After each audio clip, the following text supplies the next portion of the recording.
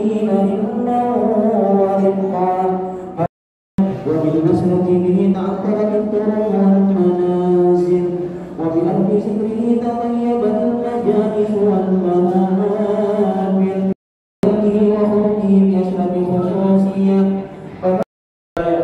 وعلمنا في العمل بطاعاتك وصدق في خدمتك قائمين وإذا توفيق pengurus Yayasan Al-Hidayah yang kami hormati Ketua Masjid Al-Hidayah beserta pengurus lainnya, dan yang keempat selamat hikmah peringatan tahun 200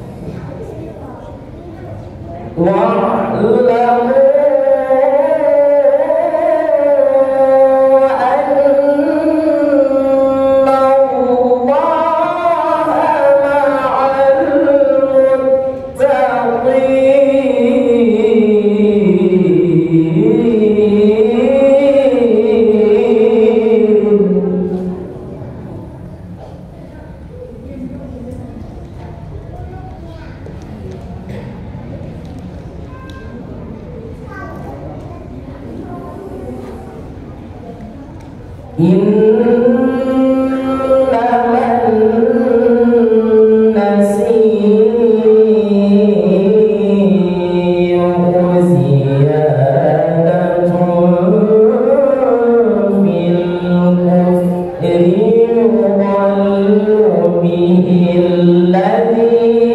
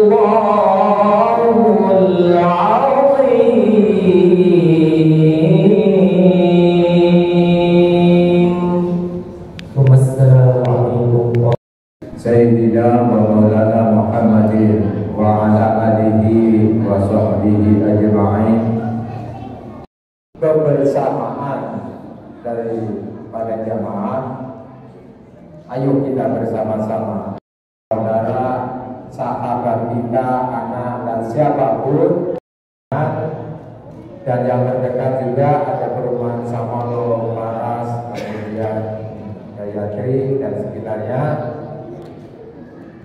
Mudah-mudahan kelak ke depan untuk terutama dalam pembangunan kita segera untuk bisa menangkap lebih baik lagi, lebih nyaman. Walaupun saat ini mungkin belum bisa kita katakan, tapi alhamdulillah kita patut bersyukur kepada Allah bahwa kita punya tempat ibadah yang cukup, ya cukup strategis dan cukup mungkin sejuk saat ini. Jadi kita tentu harus kita jaga bersama-sama. Mari kita makmurkan secara bersama-sama. Jangan lupa kita mungkin perlu, barangkali ada yang mau bersedekah untuk sama-sama mendengarkan tausiah dari Al-Habib Al-Sadiq yang insya Allah akan disampaikan. Mari kita bersama-sama untuk saling mentaati, mendengarkan hikmah di tahun baru Hijriah. Terima kasih. Kurang dan lebihnya mohon maaf. Kami akhiri. Wassalamualaikum warahmatullahi wabarakatuh.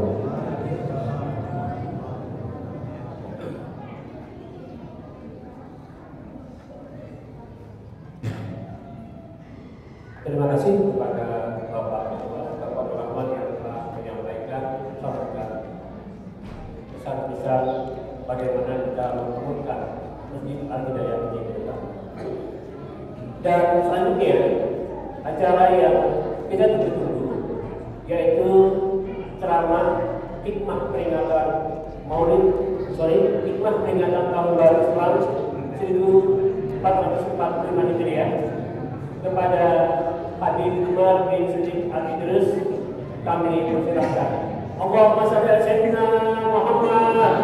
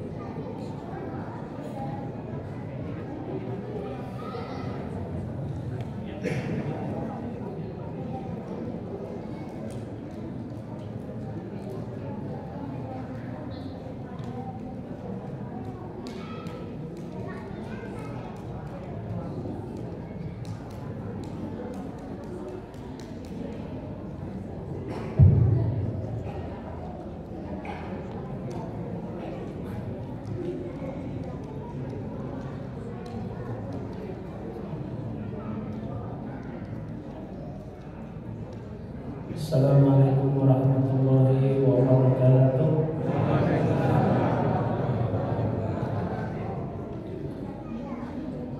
Bismillahirrahmanirrahim. Masyaallah la yasuqu illallah. Bismillah masyaallah la yasuqu illallah. Bismillah masyaallah ma kana min ni'matin fa min Allah. Bismillah masyaallah la haula wa la quwwata illa billah. Alhamdulillah rabbil alamin wa bihi nasta'in ala umuri dunya waddin. Wassalatu wassalamu ala asyrafil anbiya wal mursalin sayyidina wa maulana Muhammadin wa ala alihi wa ashabihi ajma'in. Allahumma salli wa sallim ala sayyidina Muhammadin al-fatih lima ughliq wal khatim lima sabaq nasiril haqq bil haqq wal hadi ila siratikal mustaqim wa ala alihi wa sahbihi haqqa qadrihi wa miqdarihil azim. Qala Allah Ta'ala fi kitabil karim subhanaka la ilma lana illa ma 'allamtana innaka antal alimul hakim. Rabbi shrah li sadri wa yassir li amri wahlul 'uqdatam min lisani yafqahu qawli wahdi qalbi wa saddid lisani bihaqqi sayyidina Muhammadin wa sahbihi wal ali. Allahumma inna nas'aluka fahman nabiyyin wa hifdzal mursalin wa ilhamal malaikatil mukarramin. Allahumma manina bil ilm wa zayyina bil hilm wa akrimna bit taqwa wa jammilna bil afiyah. Allahumma arzuqna ilma la yunni wal mashraba safil haniya wa hafiya wa bani. Wa sallallahu ala sayyidina Muhammadin wa alihi wa sahbihi wa sallam walhamdulillahi rabbil alamin. Amma ba'd. Pertama-tama yang saya hormati dan sama-sama kita menghormati dan kita muliakan Bapak Ketua Yayasan Masjid Al-Hidayah beserta pengurus,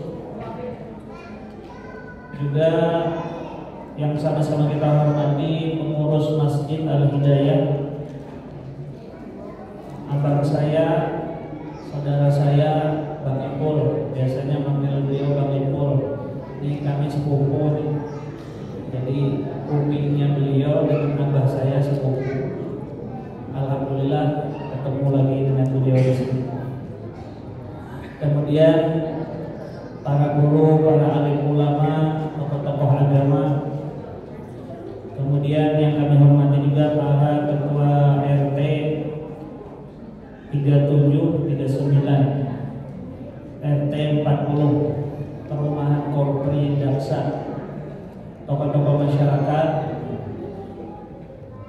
panitia, jemaah maulid, ibu-ibu, bapak-bapak, dan adik-adik sekalian yang sama-sama berbahagia. Alhamdulillah, kita panjatkan rasa syukur kita kepada Allah. Sebagaimana ucapan yang sering kita baca di dalam sholat, Alhamdulillahi Rabbil Alamin. Segala puji bagi Allah. Kenapa kita memuji hanya kepada Allah? Karena Allah setiap saat, setiap detik selalu menghujani kita, menurunkan kepada kita nikmatnya tiada putus-putusnya.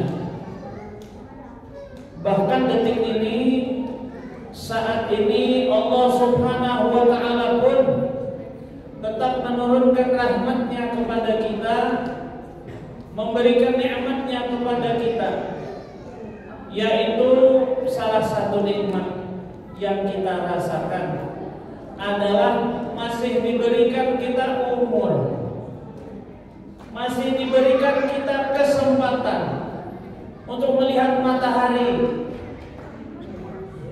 sehingga kita bisa berkumpul di tempat ini juga dengan nikmat Allah. Disehatkan badan kita, disempurnakan anggota tubuh kita, sehingga kita bisa melangkahkan kaki menuju masjid di hari yang mulia, di saat yang mulia, di tempat yang mulia. Saat yang mulia yaitu kita berada di awal tahun baru Hijriah 1445 Hijriah. Kemudian kita berada di saat, di tempat yang mulia, yaitu Masjid Al-Hidayah. Dengan harapan kita duduk di masjid ini, tidak keluar dari tempat ini melainkan Allah Subhanahu wa ta'ala beri kita hidayah. Amin ya rabbal alamin. Karena dalam sebuah hadis Nabi sallallahu alaihi wasallam pernah bersabda, ketika nanti di padang mahsyar ada 7 golongan manusia yang akan mendapatkan perlindungan daripada Allah Subhanahu wa ta'ala, yang di saat itu panas matahari diriwayatkan didekatkan bahkan bagaikan sejengkal di atas kepala. Maksudnya saking panasnya.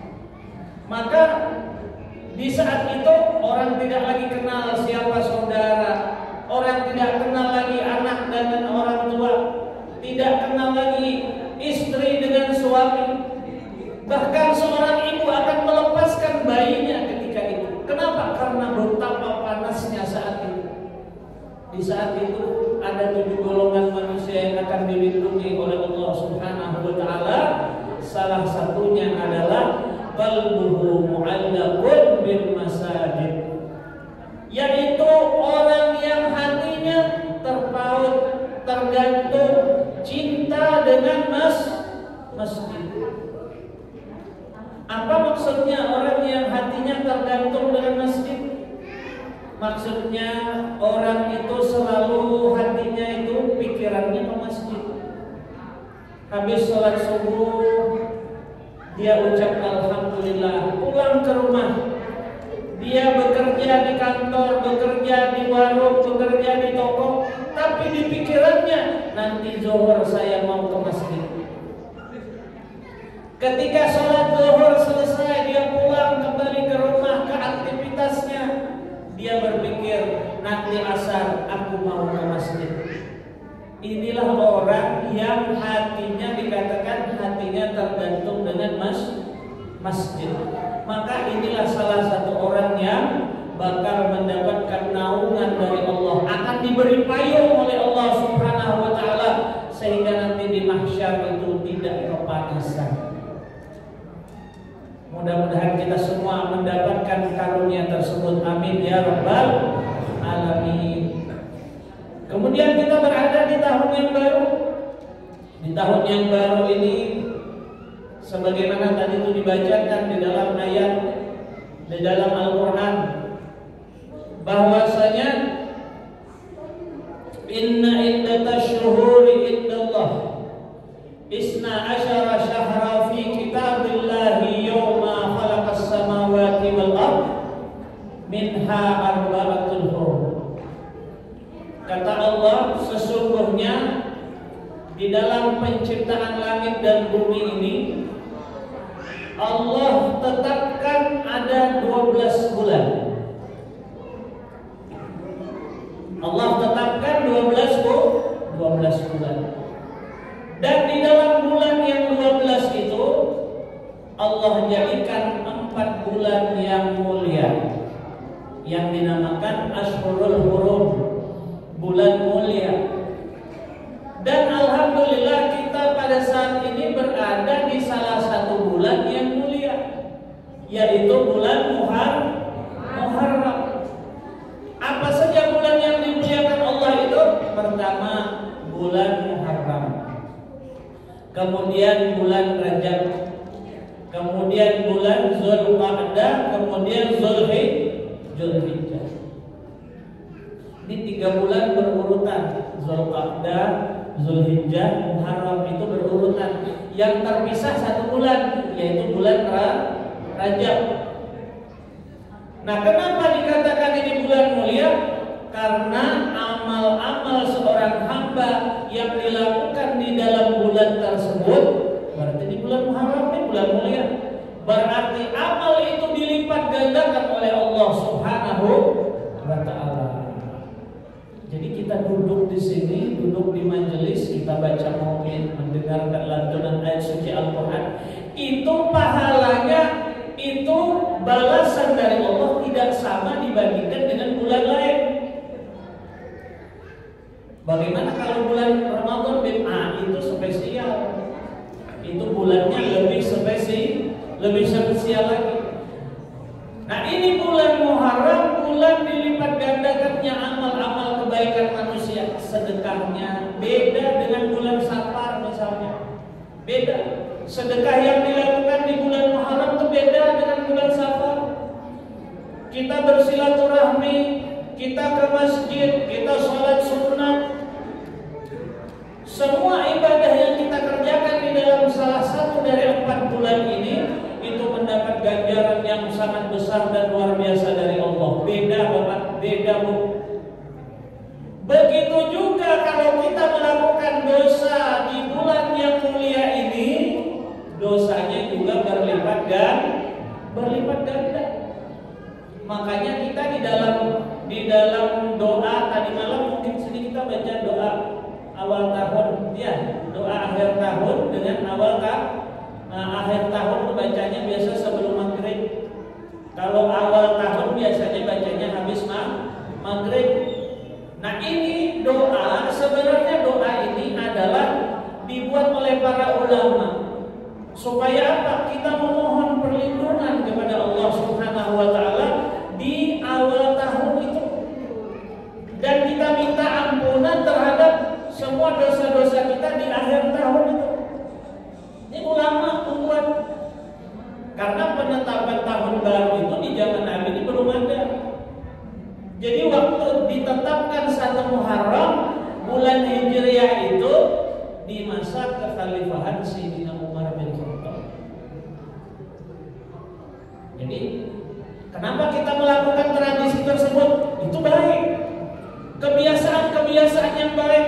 Kita berdoa di malam itu, kita berdoa di waktu yang mustajab, itu antara maghrib dan isya. Apa doa kita di malam awal tahun baru itu?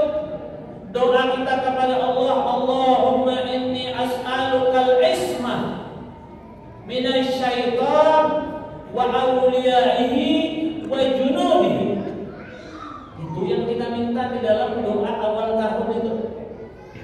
Apa kata kita dalam doa itu? Ya Allah, kami memohon kepadamu perlindungan, penjagaan dari godaan, dari bisikan syaitan dan antek-anteknya. Berarti setan ini ada dua, Bu. Setan ini ada dua macam. Minal jinni wal ins. Jadi setan itu ada dari golongan jin, itu yang suka bisik-bisik pikiran kita ya, bisiki kita tuh untuk melakukan perbuatan maksiat. Itu dari kalangan jin. Ada setan dari bangsa manusia. Siapa? Itu orang-orang yang gemar melakukan maksiat, yang ngajak-ngajak orang melakukan maksiat. Itu setan dari kalangan manusia. Itu antek-anteknya. Nah, itu kita minta doa di awal tahun itu, minta perlindungan dengan Allah supaya kita itu dijaga, dilindungi daripada godaan-godaan syaitan dan kroni-kroninya. Kenapa demikian, Bapak Ibu? Ketahuilah bahwasanya setan itu dari sejak dulu datoknya, kakeknya itu iblis, itu berusaha untuk menyesatkan manusia daripada jalannya Allah. Setan itu berusaha menyesatkan manusia supaya manusia itu berpaling daripada jalannya Allah. Jadi kita ini manusia tidak bisa bebas dalam hidup ini, selalu saja digoda setan. Orang bodoh digoda setan, orang alim lebih lagi setannya. Orang kaya digoda setan, orang miskin juga digoda sama setan. Tidak ada yang lepas daripada godaan dan bisikan syaitan. Karena itu maksud daripada doa ini adalah supaya kita itu belajar, supaya kita itu berusaha mengetahui apa saja tipu daya syaitan yang bisa menjerumuskan manusia. Makanya Imam Al-Ghazali dalam kitab Ihya Ulumuddin, beliau menyatakan bahwa yang dikatakan ilmu yang bermanfaat itu, ilmu yang bermanfaat, al-ilmun nafi'. Kan manusia itu kalau meninggal kan terputus amalnya. Yang dibawa itu cuma 3. Pertama, doa anak soleh, ya, sadaqatun jariyah, dan ilmu nafi', ilmu yang manfaat. Nah, sekarang apa sih yang dikatakan ilmu yang manfaat?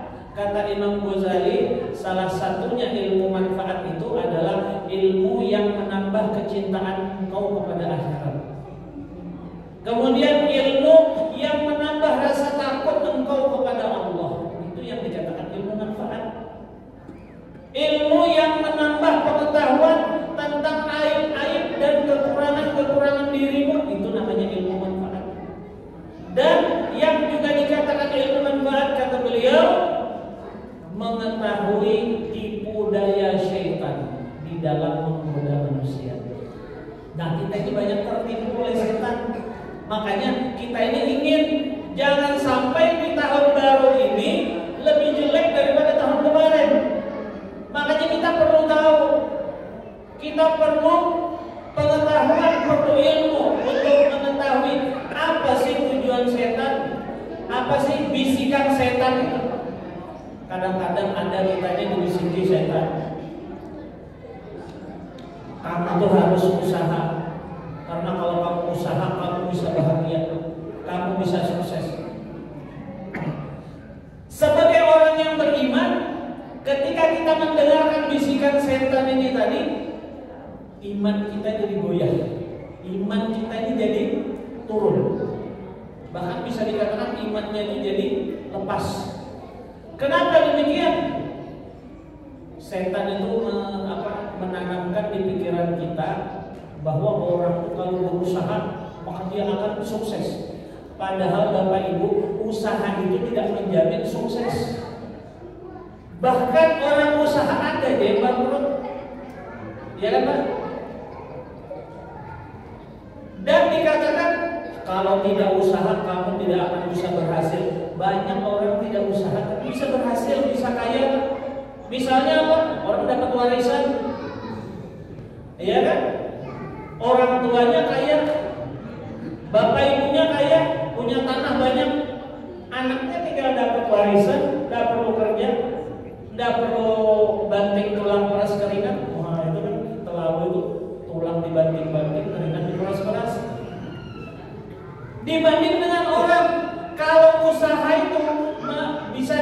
akan membuat orang itu sukses dan berhasil, berarti mestinya yang berhasil itu pemulung, pengemis, benar.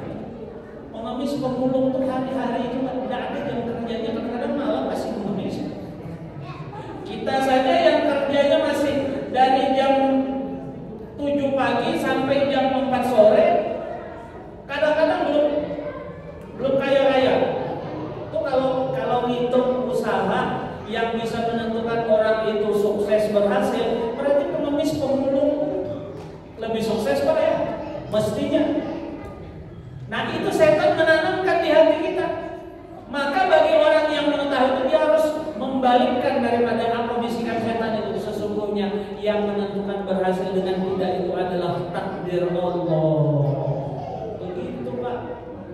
Jangan yakin dengan usaha, jangan yakin dengan pekerjaan. Ini bisikan setan. Kamu kamu sakit, kamu harus makan obat ini, kamu harus ke dokter ini, kalau kamu ke dokter ini kamu sembuh. Pikiran kita apa? Oh iya ya, nah ini sudah kena bisikan setan.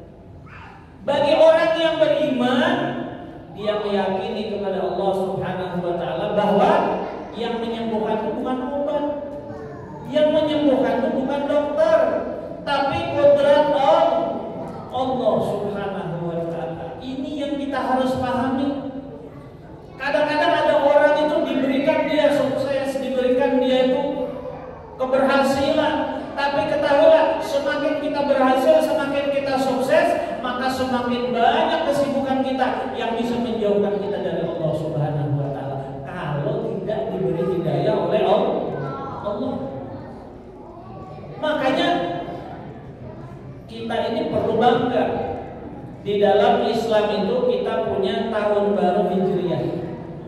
Jadi bukan hanya agama lain punya tahun baru Masehi, tahun baru orang Yahudi punya, orang Cina punya penanggalan, orang Barat punya juga tanggalan. Nah kita juga orang Muslim harus mengerti dan harus tahu dengan kalendernya sendiri, yaitu kalender Hijriah.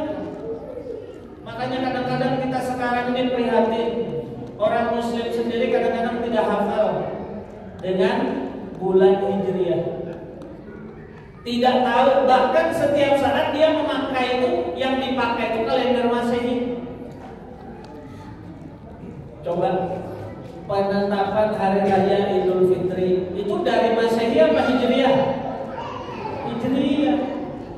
Begitu juga penetapan Ramadan, bahkan penentuan zakat sampai ke haulnya 1 tahun, itu haul dan nisabnya itu ditentukannya bukan tanggal Masehi Pak Ibu, tapi dihitung dengan kalender Hijriah. Makanya sekarang kalau kita punya anak baru lahir, itu jangan hanya tanggal Masehinya yang dicatat, tapi lebih bagus dicatat tanggal Hijriah. Kita ini dalam pandangan Allah tidak kenal dengan penanggalan, tidak menerima penanggalan yang Masehi. Yang Allah hitung itu penanggalan Hijriah. Itu kata ulama, penanggalan Hijriah ini kalau dihitung setiap 32 tahun itu selisihnya 1 tahun Pak dengan Masehi. Jadi kalau bapak ibu punya misalnya adik-adik umurnya 32 Masehi, kalau hitungan Masehi 32, maka kalau hitungan Hijriah itu 33. Kalau dihitung umurnya di penanggalan Masehi itu 64, maka di kalender Hijriah sebenarnya umurnya itu 66. Jadi kalender Hijriah ini lebih cepat Bapak Ibu. Jadi lebih cepat daripada hitungan Masehi. Nah itu yang mestinya kita pakai, itu yang mestinya kita ketahui. Catat tanggalnya tanggal berapa. Saya ini kalau lahir, kalau Hijriahnya ini 10 Safar, menjelang bulan panas, berarti bulan depan ulang tahun ini. Dia bulan panas nih, bulan Safar, panasan orangnya aja. Tapi kata dia, lu ini kalem gue, kalem. Cool, orangnya cool. Makanya lu disayangi bini lu. Iya, alhamdulillah. Iya, jadi kita itu apa namanya? Saya 10 Safar, tapi kalau Masehinya 22 Februari. Saya kelahiran 1430 Hijriah. Kalau dihitung-hitung kalender Masehinya 1975. 48 sudah 49. Saya ini hitungannya gue. Tapi masih kayak 30 bulan. Alhamdulillah. Sudah 49 hampir nanti Bu. Iya. Saya kelahiran 75 Pak. Kalau hitungan Masehinya, tapi kan saya ada dipakai. Lah apa fungsinya? Kita kalau untuk urusan akhirat pakai yang hijriah. Misalnya untuk zakat, penentuan puasa itu tadi Pak, pakai yang hijriah. Lah Masehi ini gunanya untuk apa? Untuk urusan duniawi. Enggak apa-apa, untuk KTP, untuk urusan tanah, sertifikat, enggak apa-apa. Urusan itu enggak apa-apa, tapi pegangan kita tetap hitungan hijriah. Jadi kita harus bangga Bapak Ibu. Mestinya ini kalau kita tahun baru Islam, mestinya semangat meriah. Jangan tahun baru Masehi yang kita rayakan. Beda Bapak Ibu. Ketika tahun baru Masehi, tahun baru Hijriah, apa yang kita kerjakan? Kita berzikir, kita ngadakan tabligh akbar, kita doa bersama, ya dah. Coba kalau tahun baru Masehi, apa yang kita kerjakan? Minum-minum, bakar kembang api, berduaan, hotel-hotel penuh. Itu ada laporan, bahkan itu kalau sudah tahun baru Masehi, itu kondom habis terjual. Innalillahi wa inna ilaihi raji'un. Minuman keras, lampu keras, hotel-hotel di booking semuanya. Tuh. Man tasabbaha biqaumin fahuwa minhum, kata Nabi sallallahu alaihi wasallam. Siapa yang meniru-niru mengikuti satu kaum, maka kelak nanti di akhirat dia akan dibangkitkan bersama kaum yang ditirunya itu. Jangan ikut-ikutan. Nanti kalau turun bala, turun musibah, kita yang kena. Tapi ingat Bapak Ibu, musibah dunia ini cuma persekot aja nih, cuma DP-nya aja. Nanti aslinya di akhirat. Makanya kita itu ketika di tahun baru ini kita berharap kepada Allah Subhanahu wa taala agar kita ini diberikan penjagaan. Kalau soal sukses dengan tidak sukses itu udah Allah tetapkan sejak kita belum lahir Bapak Ibu. Kita ini tidak perlu khawatir hidup di dunia. Mau jadi sukses atau tidak, kedudukan kita di sisi Allah itu sama. Miskin atau kaya, kedudukan kita di sisi Allah itu sama, tidak berbeda. Yang membedakan itu apa? Orangnya itu dekat sama Allah apa tidak. Jangan minder kalau kita hidup di dunia ini miskin. Miskinnya itu cuma sementara, sebentar. Jangan bangga kalau kita kaya, karena kaya itu belum tentu selamanya. Manusia itu ketika di dunia dia pasti akan menerima 4 hal. Kata ulama ini, manusia itu ketika di dunia dia pasti akan menerima 4 hal. Pertama, dia akan mendapat nikmat dari Allah. Kaya maupun miskin pasti dapat nikmat. Yang kedua, setiap manusia di dunia ini dia pasti akan dapat bala musibah. Ada tak orang yang lepas dari bala musibah di sini? Gak ada, semua pasti dapat. Makanya kalau kita ada cerita keluarga rumah tangga, misalnya rumah tangganya berpisah, cerai. Kenapa? Itu karena suaminya selingkuh atau istrinya selingkuh. Itu cuma cerita. Sebenarnya sudah ditetapkan oleh Allah, sudah dicatat belum kamu lahir ke dunia ini, masih kita berada di alam roh, itu sudah ditetapkan Allah. Kamu nanti nikah sama ini, kau bakal pisah, nanti kamu nikah lagi sama si itu sudah dicatat oleh Allah Subhanahu wa taala.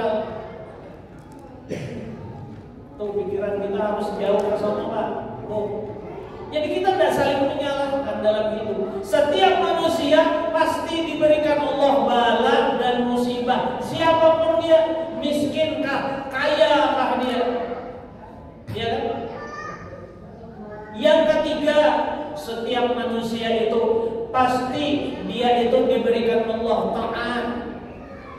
Pasti dia itu ada kebaikannya. Setiap manusia itu pasti dia itu ada. Coba, setiap manusia sejelek-jeleknya orang, kalau dia habis berbuat salah itu pasti ada penyesalan. Jadi ada kebaikannya manusia. Dan yang keempat, setiap manusia itu pasti melakukan dosa. Itu sudah ketetapan Allah. 4 ini, nikmat, bala, taat, dan musik dan dosa. Ini 4. Maka bagaimana cara kita menyikapinya? Nikmat Allah sikapi dengan kita syukur. Kemudian musibah disikapi dengan sabar. Ya kan? Tapi kalau orang yang dekat dengan Allah, orang yang kenal dengan Allah, dia kalau dapat musibah itu kan disuruh sabar. Itu mah biasa untuk orang awam. Tapi orang yang kenal dengan Allah, atau kita katakan orang yang arif billah, dia kalau dapat musibah itu malah syukur. Dia malah bersyukur. Bahkan dia itu hati-hati ketika dia mendapat nikmat. Bukan senang. Kalau kita kan dapat nikmat itu senang kan? Kalau kita dapat kaya, sukses, itu senang, gembira. Pak, bagi orang yang arif billah itu malah waspada. Dia malah berhati-hati, jangan-jangan kenikmatan ini bisa jadi istidrar. Apa bahasanya ini lanjuran. Azab yang ditunda oleh Allah Subhanahu wa taala. Bisa aja begitu. Makanya kita jangan senang dulu kalau dapat nikmat, dapat kegembiraan itu jangan terlalu berlebihan. Nabi mengatakan sesuatu yang kau senang itu belum tentu Allah suka, belum tentu Allah ridho.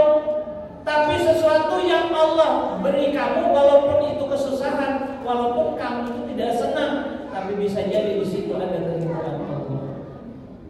Makanya kita jangan mudah susah, jangan mudah sedih, dapat bala, dapat musibah. Bisa jadi di situ dapat keridhaan Allah di situ.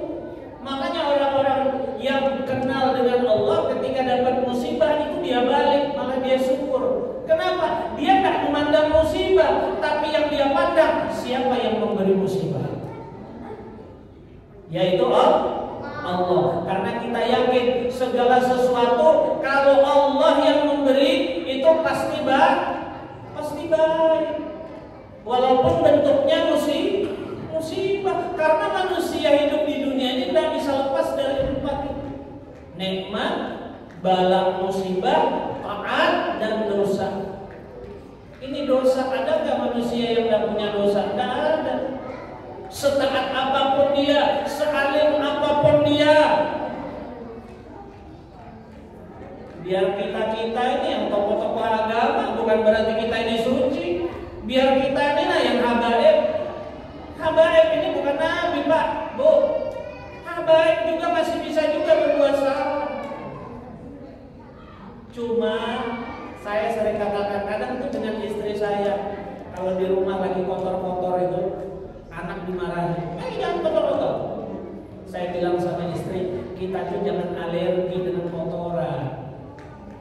Kita itu jangan terlalu fobia dengan yang namanya kotor. Kita juga harus senang sama kotor. Kenapa?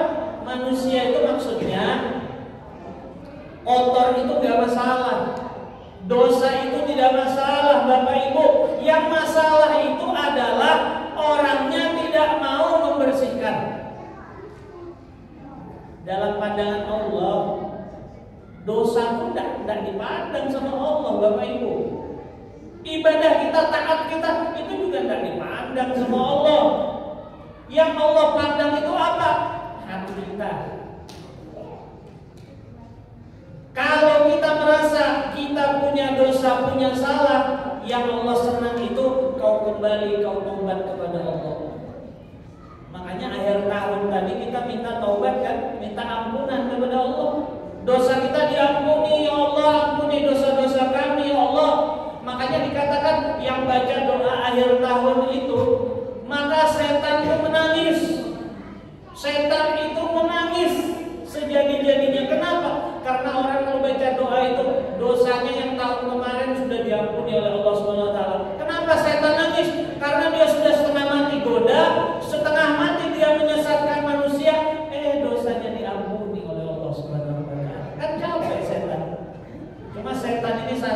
satu yang perlu kita tiru. Kan setan ini kan nggak boleh ditiru kan, nggak boleh diikuti kan. Tapi satu sifatnya setan ini yang perlu kita tiru, perlu teladani. Apa? Setan itu tidak pernah putus asa.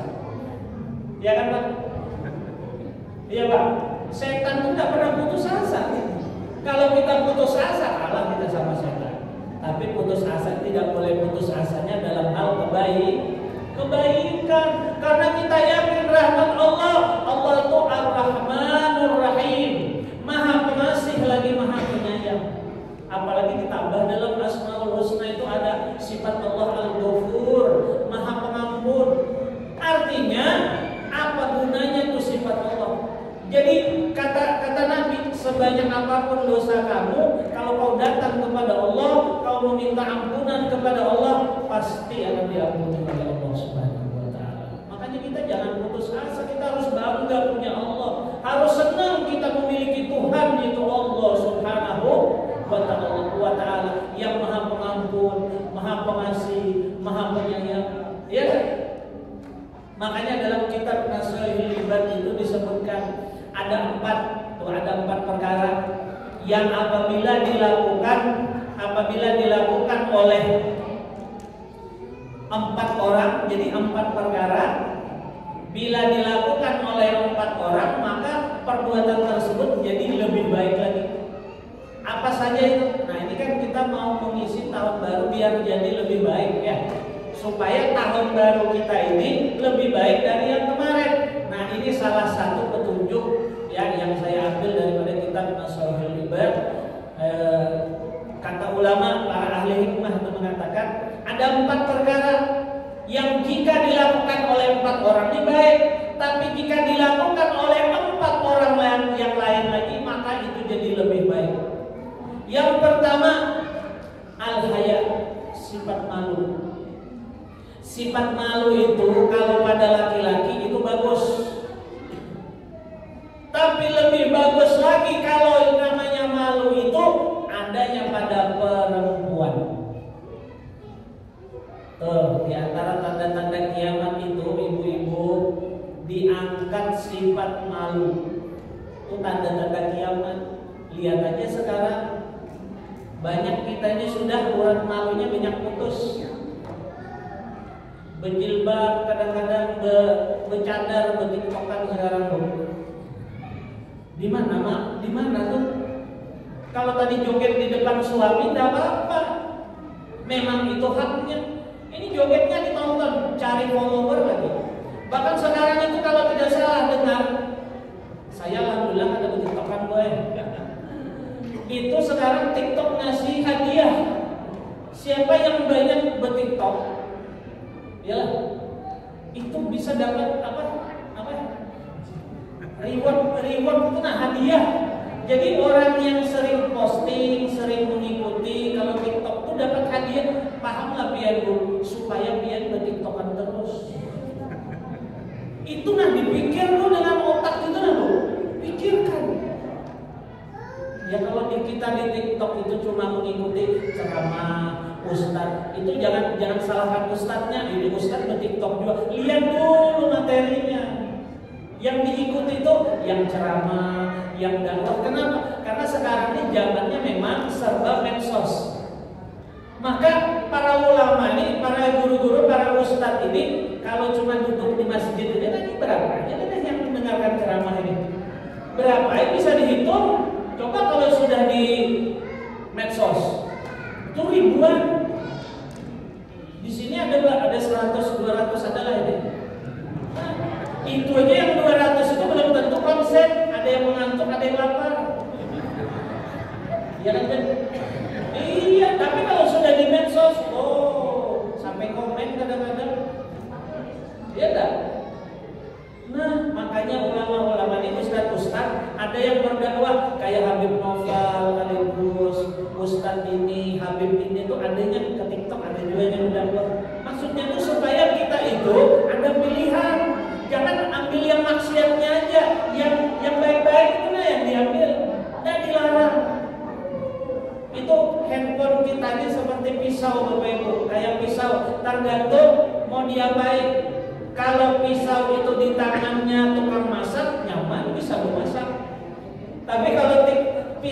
di tangannya penjahat, kriminal, bahaya dipakai menodong.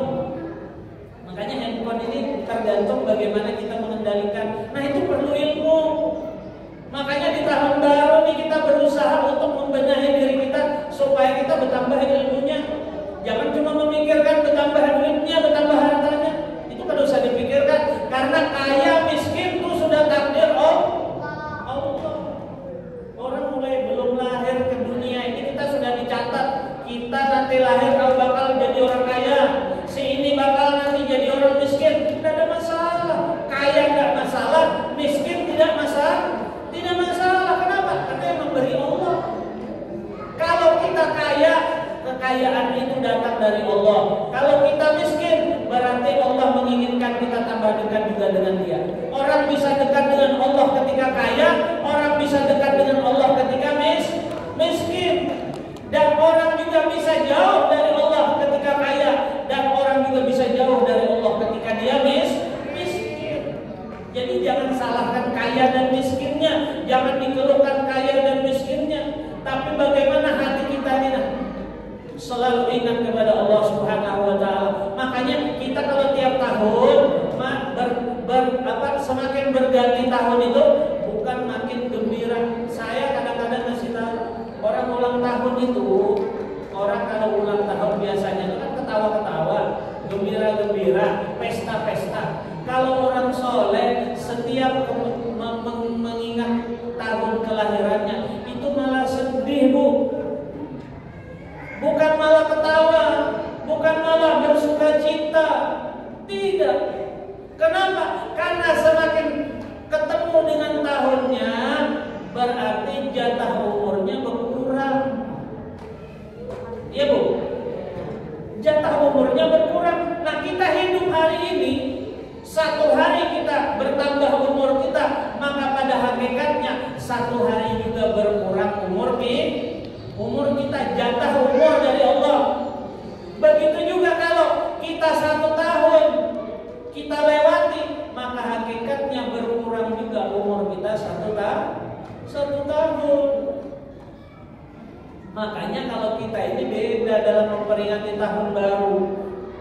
Tahun baru yang kita peringati ini justru semakin berusaha mendekatkan kita dengan Allah, bukan tambah lupa. Gak usah kita hidup nih punya target ini, target itu, gak usah. Target kita jadi hamba yang diakui Allah, jadi hamba yang diridhoi oleh Allah. Orang beriman itu cita-citanya itu satu aja, gak perlu banyak-banyak. Orang beriman itu cita-cita tertingginya meraih ridhonya Allah. Itu aja. Bukan jadi wali, bukan apalagi wali kota misalnya. Kan tidak usah sholat, baca ini, rajin ngaji, cita-citanya pengen jadi wali. Tidak usah. Jadi wali itu Allah yang ngasih, bukan karena sebab kamu. Orang tuh jadi wali bisa gara-gara orang yang tadinya itu dia banyak maksiatnya, tobat dia dikasih Allah, diangkat Allah jadi wali. Banyak kisah-kisah dalam Karamatul Auliya itu, orang-orang yang tadinya maksiat itu diangkat Allah jadi wali.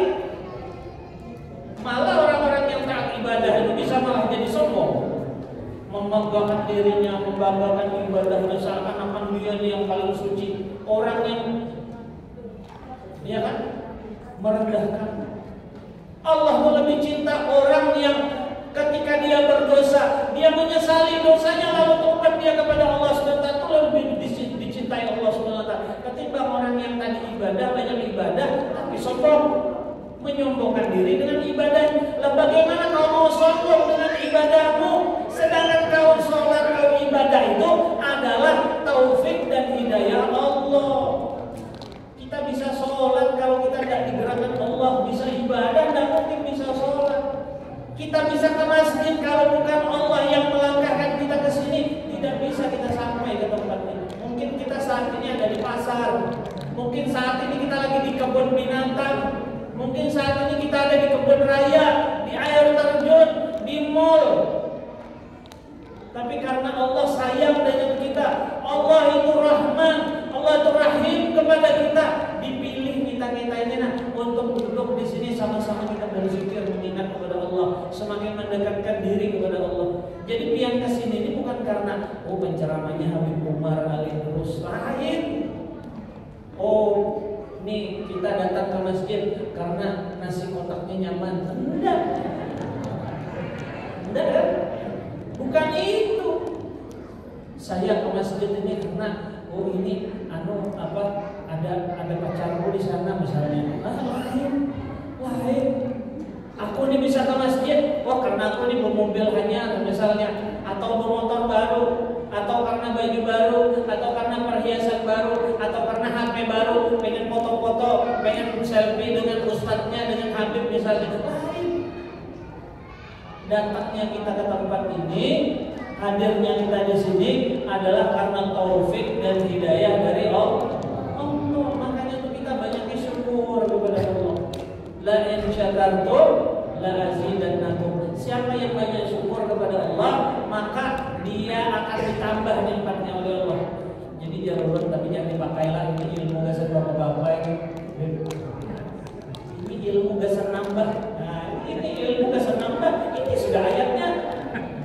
La in syakartum la azidannakum. Siapa yang bersyukur, maka akan aku tambah. Kayak apa, Beb? Jujur dulu. Bagaimana, Ustaz? Ini ilmu untuk nambah apa dulu. Jangan masuk pikirannya nambah bini. Itu urusan takdir loh. Ibu-ibu juga jangan takut. Ini ibu-ibu jangan takut, jangan khawatir suaminya mau poligami. Kalau bukan takdir kan bakal bisa, bukan? Biar ibu galaknya kayak apa? Kalau memang takdirnya poligami, pasti ibu poligami. Tapi kalau memang tidak takdirnya, ya kan Pak? Nggak bisa. Biar banyak duit Pak, biar bapak ganteng, biar bapak cakep, nggak bakalan bisa kalau nggak takdir. Kalau bukan kehendak Allah nggak bisa. Makanya ibu jangan takut, jangan berpegang kepada suami, pegangannya kepada Allah. Kalau bapaknya kuat doanya, ibu juga harus kuat doa. Jangan kalah, ya kan? Makanya itu ini lain syakartum azidannakum. Makanya kita perlu banyak syukur kepada Allah Subhanahu wa taala. Kita ini ditempatkan di tempat mulia. Nah itu yang pertama, malu itu baik kalau dimiliki oleh setiap orang, tapi lebih baik lagi kalau malu itu pada wanita. Jadi wanita ini ada satu cerita di Sayyidah Fatimah. Sayyidah Fatimah ini adalah penghulunya wanita surga. Jadi wanita itu harus kiblatnya ke Sayyidah Fatimah. Itu di sini ada kan di masjid ini ada rukun kematiannya ada Pak ya. Nah itu pasti ada keranda. Nah kerandanya itu pasti ada tutupnya kan.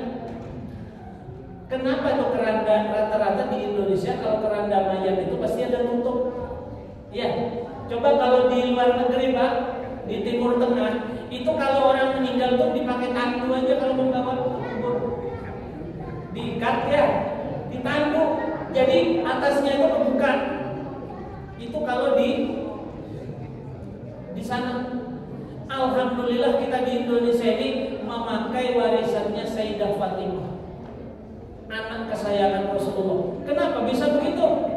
Jadi pernah satu kali Sayyidah Fatimah itu ngomong kepada Rasulullah, ya Rasulullah, aku ini di dunia ketika hidup ini aku ini berusaha untuk tidak dilihat oleh laki-laki, tidak kelihatan oleh yang bukan mahram. Bagaimana nanti kalau aku meninggal ya Rasulullah?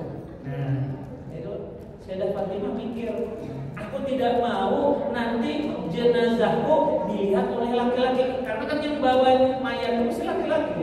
Yang bawa ke kuburan itu pasti laki yang angkat. Tidak ada yang angkat perempuan rame-rame, tidak ada. Bahkan perempuan itu makruh hukumnya ke kuburan. Ibu-ibu, nih saya kasih tahu, kalau Anda meninggal, ibu-ibu tidak usah ikut mengantar ke kubur, itu makruh hukumnya. Jadi biar laki-laki dulu selesai dikubur, baru kalau ibu-ibu mau ziarah sudah sunyi, baru ibu mau ziarah nggak apa-apa. Jangan ikut karena di situ kumpul banyak yang bukan mahramnya. Maka kata Sayyidah Fatimah, beliau minta buatkan itulah tutup. Keranda itulah tutup, itulah warisan daripada Sayyidah Fatimah. Tuh luar biasanya beliau saking malunya, jangankan hidup, tidak mau dilihat yang bukan mahramnya. Ketika wafatnya pun dia tidak mau tubuhnya dilihat oleh yang bukan mahram itu. Makanya pantas kalau beliau itu dikatakan sebagai wanita penghulu surga bagi para wanita. Nah, makanya wanita itu harus kiblatnya kepada Sayyidah Fatimah. Kemudian yang kedua, sifat adil. Sifat adil itu bagus kalau dimiliki semua orang, tapi lebih bagus lagi kalau dimiliki oleh seorang pemimpin. Adil ini bagaimana? Kita ini kan katanya lebih bagus pemimpin. Pemimpin itu bisa presiden, bisa gubernur, bisa camat, bisa lurah, bisa RT, bisa ketua masjid, bisa. Bahkan dikatakan, yang dikatakan pemimpin itu adalah diri kamu sendiri.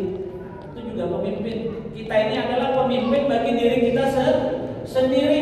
Bagaimana caranya adil sebagai seorang pemimpin? Kita ini kan punya mata.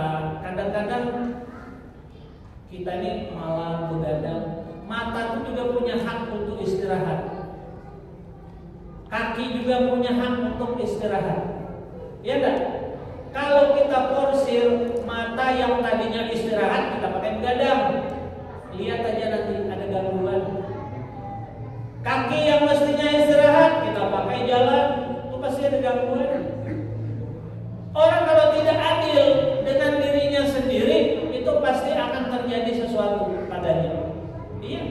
Jadi kita ini mesti adil dengan diri kita juga. Melatih diri adil itu mulai dari diri sendiri. Dengan mata, anggota tubuh kita. Makanya kita butuh makan. Jantung perlu dirawat, paru-paru perlu dirawat. Itu adil dengan diri sendiri. Jangan sembarangan. Mentang-mentang masih muda, ada bapak semuanya dimakan. Biar bangku kaca dimakan semua. Narkoba dimakan. Ya kan? Pokoknya macam-macam. Udah bapak aja masih muda. Tunggu umur 30, umur 40 mulai sudah. Biasanya penyakit itu bermunculan ketika umur 40. Ya kan? Nah itu akibat apa? Akibat tidak adil dengan diri sendiri. Makanya kita berusaha. Itu dimulai dari diri sendiri. Jangan lihat pemimpin itu hanya yang RT, lurah, gubernur. Itu yang kelihatan. Nah, dimulai dari diri sendiri adil. Suami di rumah dengan istri, dengan anak, apalagi kalau istrinya 2, 3, 4 misal, ya kan? Itu contoh aja Bu, jangan diaminkan Pak. Tuh, jadi adil. Adil itu bagus kalau semua orang, tapi paling bagus lagi kalau ini jadi pemimpin. Nah, kita ini nyata pemimpin sudah kan? Bagi diri sendiri. Ketiga, taubat. Taubat itu bagus bagi orang yang tua. Jadi orang tua bertobat itu bagus. Ya memang sudah waktunya. Sudah banyak ubannya. Masa kita mau bertobat? Itu terlalu itu. Tua-tua melati dia orang. Tapi lebih bagus lagi kalau taubat itu anak muda. Jadi mulai muda dia sudah memikirkan taubat. Kenapa? Karena dia mikir mati itu kadang nunggu tua bapak itu. Mati itu tidak nunggu, harus sakit dulu. Enggak, banyak orang yang sehat itu mati duluan daripada yang sakit. Di kuburan itu ada yang panjang, ada yang pendek. Ya kan? Makanya kita itu disuruh berziarah kubur itu maksudnya bukan sekedar ke sana itu, cuma jalan-jalan. Tuh perhatikan orang di kubur tuh ada pendek, ada yang panjang kuburannya. Artinya orang meninggal itu ada tua, ada muda. Tak pandang umur. Jadi jangan bangga kalau kita umur. Makanya kalau ada orang meninggal, ulun ini tidak bangga. Misalnya kita dibilang orang awet muda, bahaya. Bagus tuh awet tua. Iya Pak.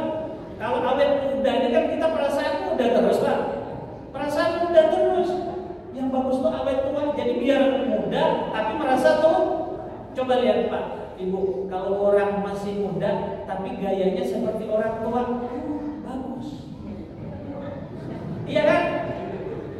Anak muda tapi gayanya kayak orang tua. Maksudnya apa? Misalnya kita lihat, ada anak muda 100 sering besarungan. Besarung, lain kesarungan Bu. Besarung. Kan kayak orang tua, apa dikira orang? Ustaz, Assalamualaikum. Dianggap orang ustaz.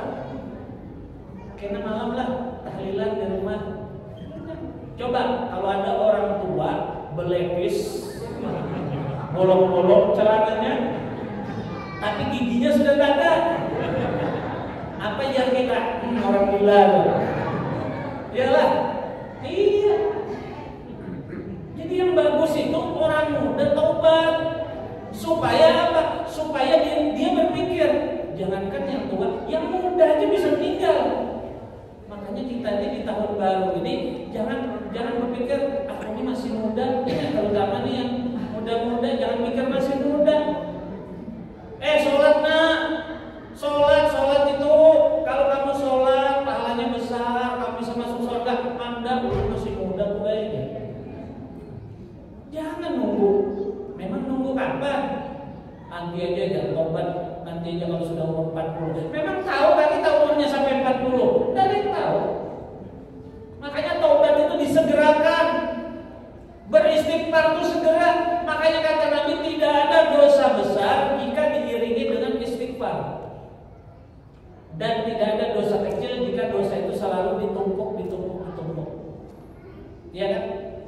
Coba kalau pian ibu-ibu di rumah betapasan tumpuk, cucian kotor tumpuk, akhirnya gulung. Coba sekali ada baju kotor 2-3 cuci, tidak bakal numpuk. Jadi kita ini muda bertobat itu bagus. Orang tua tobat ya bagus lah, karena memang wajar sudah waktunya, ya kan? Nah yang luar biasa itu kalau anak muda yang bertobat. Nah kemudian yang keempat, dermawan, pemurah. Itu kalau setiap orang dermawan itu bagus. Orang kaya dermawan itu bagus. Ya karena memangnya ada kelebihan. Orang kaya kalau pelit malah ada bagus. Tapi yang paling bagus lagi kalau dia ini miskin tapi dermawan, itu yang paling bagus. Kenapa demikian? Bapak Ibu, orang itu bisa dermawan, bisa jadi pemurah itu justru lebih gampangnya ketika susah. Gampangnya jadi orang dermawan itu ketika miskin. Pian tahulah, tanda ciri wali Allah itu yang paling nampak itu, wali itu kan disembunyikan Allah kan. Wali Allah itu disembunyikan Allah. Tapi yang paling kelihatan dari seorang wali min awliyaillah itu sifat dermawan, pemurah, ada pemalas. Jadi kalau orang kaya dermawan itu bagus. Tapi paling bagus lagi kalau dia miskin, dermawan, pemurah karunia. Coba pikir, ini kita biasa nih, kita susah, sama-sama susah. Biasanya kalau orang susah itu minta tolongnya kan sama-sama orang susah, ya kan? Misalnya sesama tukang beca, ada kan duit temen 5.000 pinjam mau dulu nah. Padahal di kantongnya si tukang beca tadi cuma ada 10.000, baru dapat 1 penumpang. Karena si temannya tadi minta nah tolong 5.000, aku nambahin mau beli beras misalnya, ya kan? Dikasih kan? Dikasih. Berarti uangnya yang tadi 10.000 dikasih temannya 5.000. Berarti hartanya tuh 50% diberikannya ke temannya. Ya enggak? Coba uang yang 10.000 itu tambahin lagi nolnya 1. Jadi 100.000 kalau 50% berapa? 50.000. Mulai berat sudah ngasihkan ke kawan. Kalau ada kawan minjam aku 50.000 mulai berat sudah. Ya kan? Tambahin lagi nolnya 1 juta. 50%-nya berapa? 500.000. Coba ada teman mau pinjam 500.000. Aduh minta maaf loh, juga udah ada duit sudah. Mulai berat Pak. Mulai berat. Makanya mau jadi dermawan itu jangan nunggu kaya. Mau jadi pemurah itu jangan nunggu kaya Pak. Justru ketika kita susah, ketika kita miskin, dermawan itu paling enak, paling gampang. Jadi kalau ketika miskinnya biasa dermawan, apalaginya sugih. apalagi ketika dia kaya. Jadi jangan nunggu kaya dulu. Dermawan ini tidak mesti dengan harta, tidak mesti dengan duit. Banyak yang bisa kita berikan, kita bisa bantu. Apalagi itu saudara kita sesama muslim. Makanya kita di tahun baru ini 4 poin ini yang kalau bisa kita benahi. Apa tadi? Sifat malu kita perbaiki. Yang kedua, adil. Itu untuk diri kita sendiri lah paling tidak. Kalau kita bukan siapa-siapa, bukan RT, bukan gubernur, bukan presiden, bukan camat, paling tidak diri kita sendiri kita adil. Iya kan? Kemudian yang ketiga itu taubat. Berusahalah kita taubat. Jangan sampai kita menunggu ajal duluan yang datang baru kita pada seperti apa? Ayam Fir'aun. Jadi taubat itu jangan ditunda, segeralah kita bertobat. Kenapa? Kalau kita bertobat itu saat itu di kitab Nashihul Ibad juga disebutkan. Nashihul Ibad itu Anda menyebutkan tanda orang itu kalau dia beristighfar, dia bertobat, tandanya Allah itu bakal menerima tobatnya, bakal mengampuni dosanya. Kenapa? Karena yang memberi dia ilham, yang memberi dia taufik beristighfar dan bertobat itu juga Allah. Jadi Allah berikan dia ilham bertobat, diberikan ilham dia untuk beristighfar karena Allah sudah menyiapkan ampunan. Itu. Jadi bukan karena istighfar kita sendiri itu sebenarnya pemberian Allah Subhanahu wa taala. Dan yang keempat, sifat dermawan ini supaya apa? Supaya kita ini sadar, tidak merasa sesuatu itu milik kita. Kita ini datang tuh tidak bawa apa-apa, Bapak Ibu. Kita datang ini tidak pakai pakaian, salai benang aja kita tidak bawa. Malah bawa kotoran kita waktu lahir. Bawa kotoran, darah itu kita bawa waktu kita lahir. Lalu ketika kita di dunia, kita kaya, kenapa kita jadi orang pelit? Padahal kekayaan itu bukan hasil kerja keras keringat kita. Kerja keras kita, usaha kita, kerja kita itu hanya bagian dari ibadah. Kenapa kita disuruh kerja? Kenapa kita disuruh usaha? Kenapa kita disuruh ikhtiar? Itu adalah bagian dari ibadah, bukan penentu rezekinya. Rezeki itu sudah ditetapkan Allah. Kalau rezekinya 1 ember, biar kau kerja banting tulang peras keringat, tidak bakal nambah tuh 1 ember, tetap segitu. Kalau kau tumpah 1 drum, yang terisi tetap 1 ember, bukan 1 miliar lah, bukan. Tetap yang terisi 1 ember, sisanya tumpah. Iya enggak, Bu? Akan lari ke tempat lain. Banyak aja caranya Allah mau mengeluarkan rezeki harta kita itu dengan cara paksa. Diberinya kita sakit, akhirnya duit kita lari ke dokter. Hilang HP kita, akhirnya HP kita itu jadi rezekinya maling. Tertipu kita, atau rekening kita di bank dibobol orang. Itu lain rezeki, jangan usah susah. Tidak usah pusing, karena segala sesuatu yang kita miliki di dunia ini semuanya titipan. Tuh, saya sering kasih tahu, titipan Allah itu banyak, bukan cuma harta, duit, pangkat jabatan, anak, istri, suami, saudara, orang tua, itu titipan semua, Bapak Ibu. Jangan merasa kita memiliki. Orang kalau sudah merasa memiliki, di situ tuh bang sakitnya kalau kehilangan. Anak itu titipan, suami itu titipan, Bu. Istri itu titipan, Pak. Kalau orang merasakan itu sebagai titipan, maka dia pasti akan menjaga titipan, namanya titipan, ya Pak. Pasti akan dijaganya dengan baik karena hanya merasa itu titipan. Kenapa kita ini salah sekarang? Memperlakukan anak, suami, istri, terjadi hal-hal masalah dalam keluarga, dalam rumah tangga, dalam kehidupan karena kita merasa memiliki. Jadi kita mau kuasai itu. Kalau orang memiliki itu biasanya akan ada usaha untuk menguasai. Kalau tidak menuruti caraku, tidak boleh. Ya. Tapi kalau kita merasa itu titipan, kayak tukang parkir itu kan. Tukang parkir itu yang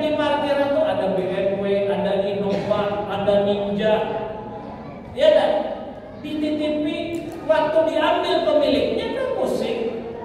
Paling cuma dikasih 2.000, dikasih 5.000, nggak pusing dia karena bukan merasa memiliki, hanya merasa dititipi, ya kan? Makanya kalau orang menyadari hal ini, dia pasti dermawan. Dia tidak akan menjadi orang yang pelit. Bahkan dikatakan orang kalau bersedekah akan Allah bal yazdad, akan ditambahi Allah lagi, tambahi Allah lagi. Iya. Jadikan diri kita di dunia itu kayak terang aja, kayak terang. Jadi tandurnya itu Allah Subhanahu wa taala. Kita ini jadi kerang. Nabi SAW pernah satu ketika sholat itu begitu salam, assalamualaikum warahmatullahi wabarakatuh. Itu Nabi tidak jikiran lagi, tidak berwiritan lagi, itu langsung ke kamarnya masuk. Itu sahabat-sahabat tuh heran. Tidak biasanya Nabi, biasanya Rasulullah itu kalau habis sholat ada yang Nabi baca kayak kita berwirid itu nah. Habis sholat, zikir yang habis sholat itu biasa dibaca. Kenapa tiba-tiba hari itu Nabi habis sholat subuh itu langsung masuk ke kamarnya? Begitu Nabi keluar ditanya sama sahabat, ya Rasulullah ada apa tadi? Kok tiba-tiba kok habis sholat itu langsung berdiri? Tidak seperti biasanya. Apakah ada ayat turun? Berubah sudahnya nah. Berubah sudah tata cara ibadah ini. Apa tidak perlu lagi pikiran habis sholat? Kata Rasulullah tidak. Aku tadi ketika sholat, aku ingat masih ada menyimpan emas di kamar. Maka ketika aku selesai sholat itu cepat-cepat ku ambil emas itu dan ku sedekahkan kepada orang karena aku takut lupa. Tuh Nabi aja kayak gitu. Makanya kita nih hidup ini sebenarnya kita kalau mau hidup ini berkah teladani hidupnya Nabi Muhammad. Makanya yang dikatakan sholawat itu sebenarnya bersolawat itu bukan hanya ucapan mulut Allahumma sholli ala sayyidina Muhammad wa ala sayyidina Muhammad, bukan hanya itu. Kalau perilaku kita jauh daripada tata caranya Nabi Muhammad SAW. Jadi yang dikatakan sholawat itu dohirnya ucapan, hakikatnya adalah perbuatan Nabi Muhammad SAW. Maka siapa yang meneladani Nabi Muhammad dalam kehidupan sehari-hari, maka pada hakikatnya dia itu bersolawat. Bapak-bapak bekerja mencari rezeki yang halal, itu sholawat. Ibu-ibu di rumah taat kepada suami, itu sholawat bu. Karena ajaran Nabi semua. Seorang anak taat kepada orang tuanya, seorang murid taat kepada gurunya, itu sholawat. Karena itu ajaran Nabi Muhammad. Maka dikatakan sholawat itu lebih kepada perbuatan. Inilah yang dikatakan orang yang nanti bakal mendapat syafaat Nabi Muhammad.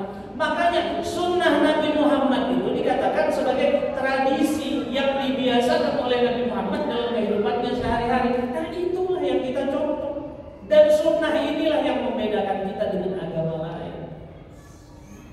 Makanya kita kalau mau menjadi orang yang dekat dengan Nabi Muhammad, hiduplah kita dengan meniru perilaku dan perbuatan Nabi Muhammad SAW. Makanya dikatakan sunnah itu kan perkataan, perbuatan, dan sesuatu yang didiamkan oleh Nabi Muhammad. Itu namanya sunnah. Jadi kalau kita mengamalkan sunnah Nabi Muhammad, di antara yang menuntut ilmu, hadir ke majelis, hadir di masjid, sholat 5 waktu, itu siapa semua? Ajaran Nabi Muhammad.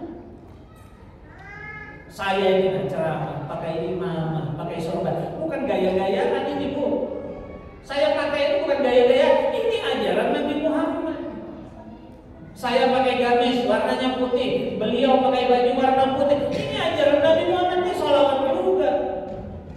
Karena itu tuntunan Nabi Muhammad. Maka siapa yang paling banyak mengamalkan ajaran Nabi Muhammad dalam kehidupan ini, di akhirat nanti dia yang paling dekat dengan Nabi Muhammad SAW. Itu makanya istimewanya kita sebagai umat Nabi Muhammad ini, kita diberikan Nabi, kita diberikan satu sosok Rasul yang dari kalangan kita sendiri. Laqad ja'akum rasulun min anfusikum azizun 'alaihi ma anittum harisun 'alaikum bil mu'minina raufur rahim. Nabi dari kalangan kita supaya kita bisa tiru, supaya kita bisa contoh. Coba kalau nabinya malaikat bingung, malaikat itu tidak nikah, Pak. Malaikat itu tidak kawin. Memang tahu kawin. Susah. Makanya kita diberikan Allah Rasul, diberikan Nabi dari kalangan kita supaya kita bisa meniru dan kita bisa dekat dengan beliau. Makanya untuk kita bisa meraih ridhonya Allah, supaya menjadi orang yang bertakwa kepada Allah, maka berusaha kita meneladani Nabi Muhammad, mengamalkan ajaran Nabi Muhammad. Mudah-mudahan di tahun baru ini Allah Subhanahu wa taala bukakan, lapangkan rezeki kita. Allah tambahkan daripada ilmu-ilmu kita. Allah jadikan kita orang yang semakin dekat dengan Allah, semakin dekat dengan Rasulullah, semakin cinta dengan orang-orang saleh, semakin rumah tangga kita menjadi sakinah, mawaddah, warahmah, anak-anak kita menjadi saleh dan salehah.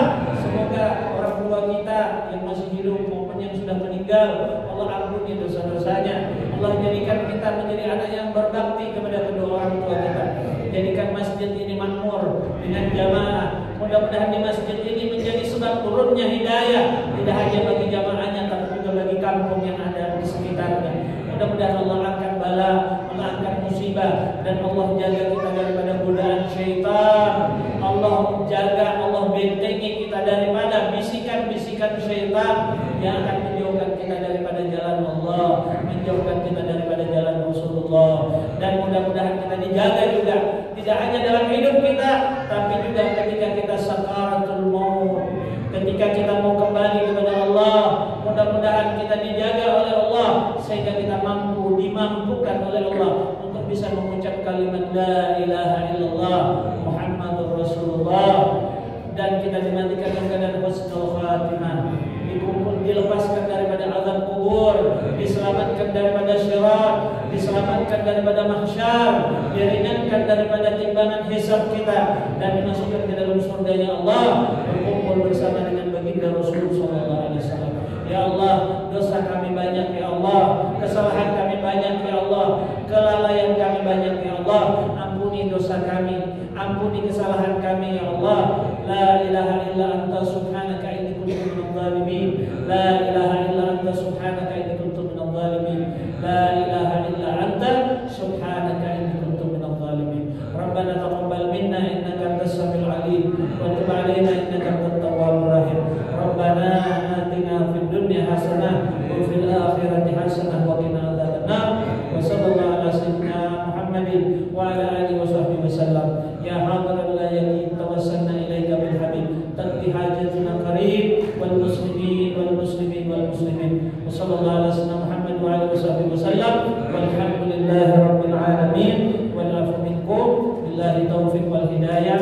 Assalamualaikum warahmatullahi wabarakatuh. Waalaikumsalam warahmatullahi wabarakatuh. Masyaallah, tabarakallah. Terima kasih ya.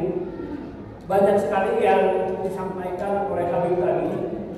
Mungkin di antara bapak-bapak dan ibu-ibu ada yang masih ingat yang saya sampaikan. Saya mencatat beberapa hal yang beliau sampaikan. Yang pertama adalah Allah tidak pernah putus memberikan rahmat kepada kita semua di tempat yang mulia, di Masjid Al-Hidayah, melainkan kita mendapat berkah dari rahmat Allah. Semoga sebelum kita meninggalkan masjid ini. Yang kedua, yang mendapat rahmat Allah pada saat hari kiamat nanti ialah orang yang hatinya selalu terpaut pada masjid. Yang ketiga, Allah tetapkan 12 bulan dalam setahun dan 4 bulan yang mulia. Satu di antaranya adalah pada bulan Haram. Yang keempat, setan-setan itu ada 2, yaitu kita melihat di media sosial yang membuka orang tanpa malu-malu. Yang 10, jangan sedih karena miskin dan jangan bangga karena kaya. Yang target orang mukmin menjadi hamba Allah yang diridai oleh Allah. Yang ke-12, tidak dilihat oleh yang bukan dan selalu dan kawan, tidak perlu harus menunggu kaya. Dan yang ke-15, jangan berbuat taubat karena tidak perlu. Yang telah kami sampaikan tadi dapat menjadi pedoman bagi kita semua, dan mudah-mudahan tahun 1900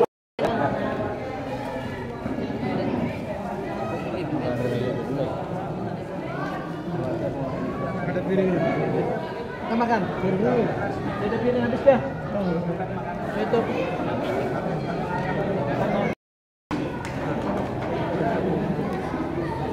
Pakai tangan aja, pakai tangan.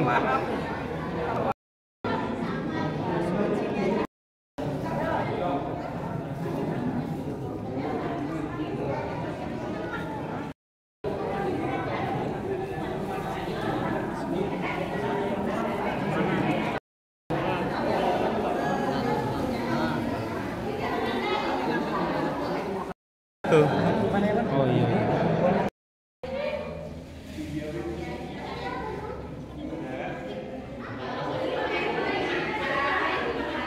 Dah.